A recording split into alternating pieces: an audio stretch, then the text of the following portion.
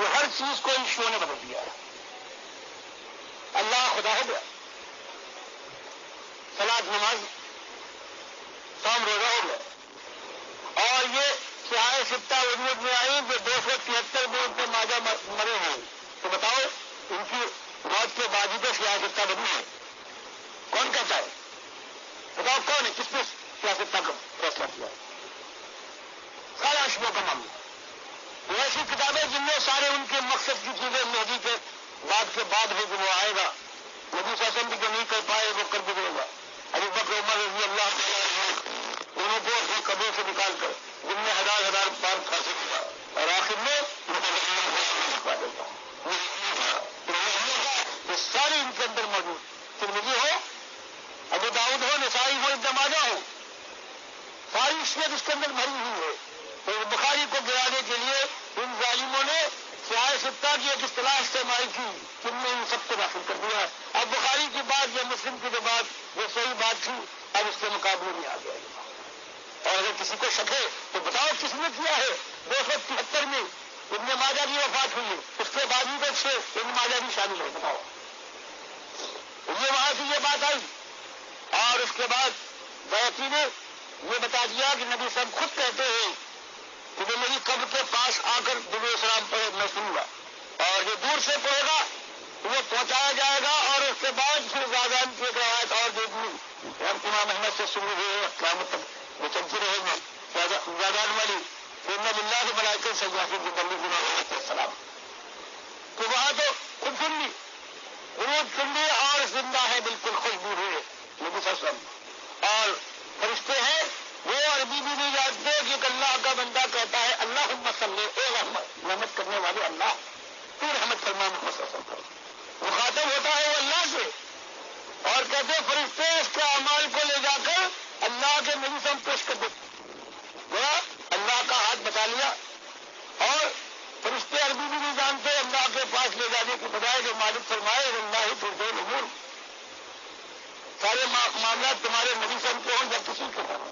اس طرح سے خدائی دے دی, بیٹھی دے دی, انہیں الہ بنا دیا.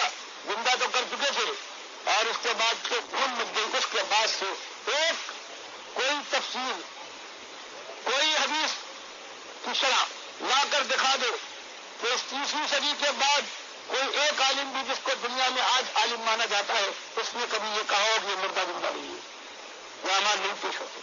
تو بتاؤ دو مسئلے. اب وہ پہلی صفت کی الہ کی وہ اللہ کے بندوں کو دے دی گئی. پھر اس کے بعد اب القیوم پر کیا روئیں, کہتے ہیں یہ معذون بھی ہے مختار کل بھی ہے. اب اس کی بات تو تھے تم نے پہلی عزت والے تم نے اللہ کے ساتھ یہ سب کیا. اور جب میں نے قرآن و سنت کے ذریعے سے کہا کہ میرے بھائی کچھ ایمان کا جب معاملہ ہے کہ مالک فرماتا ہے یہ 18 انبیاء ہے, بڑے اعمال والے ان کے مقابلے میں غیر نبی کیا عمل کرے گا, لیکن بنو اشک ہوں یا حبطان ہوں ماکان ہوا مطلب ایک سب کے اوپر سارے اعمال میں بتا کہ یہ ہے اگر وہ یہ لے کے نبی من قبل یہ نہ سکتا حبطن نہ ملک فتکون من خاسرین. یہ نبی صلی اللہ علیہ وسلم تب آج آپ کے ساتھ کوئی خصوصیت نہیں ہے, ہر رسول کے اوپر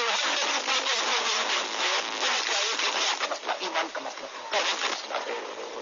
شیخ ہمارے لیے تعلیم ہے, ابن آدم شتم ہمارا کھائے ہماری ہواؤں میں سانس لے. ہم نے اس کی ماجد شادی کو تیار کیا تھا, اس سے اپنی زندگی جسدوں میں اس نے قوت بڑھائی تھی. اور آج یہ معاملہ ہے کہ وہ کہے کہ یہ بابا بھی زندہ ہے, اللہ کے نبی سب بھی زندہ ہے. اور جا رہے ہو بھائی مدینے جا رہے ہو, مدینے والے نے بنوایا ہے, تو جاؤ وہاں پر قبر پر پہنچ کر ہمارا سامان نکلنا. تو یہ آج بڑا خالص کفر شرک.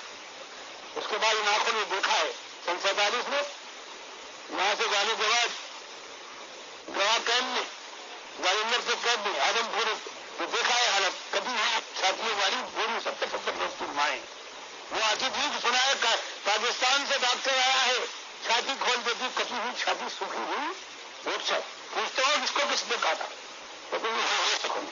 مائیں جوان بہنیں آتی جیسے میرا بھی سمکم تھا, وہ اپنی رانیں کھول دیتی ہے, کٹی ہوئی ہڈی سامنے دکھائی دے رہی ہے. پوچھتے ہیں اس طرح سے سمجھ بنائے اس سے پہلے آدمی کو کاٹا گیا تھا، اس کے بعد یہ ہوا ہے. سارا کچھ دیکھو.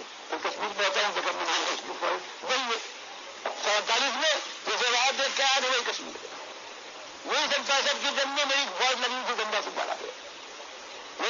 وہ کمپاؤنڈر لوگ تھے وہ شام کو آئے ایسے شرمندہ میں بچا بات کیا وہ اتنے شرمندہ انہوں نے کہا کہ ڈاکٹر صاحب آج ہم نے وہ کچھ دیکھا جو ہماری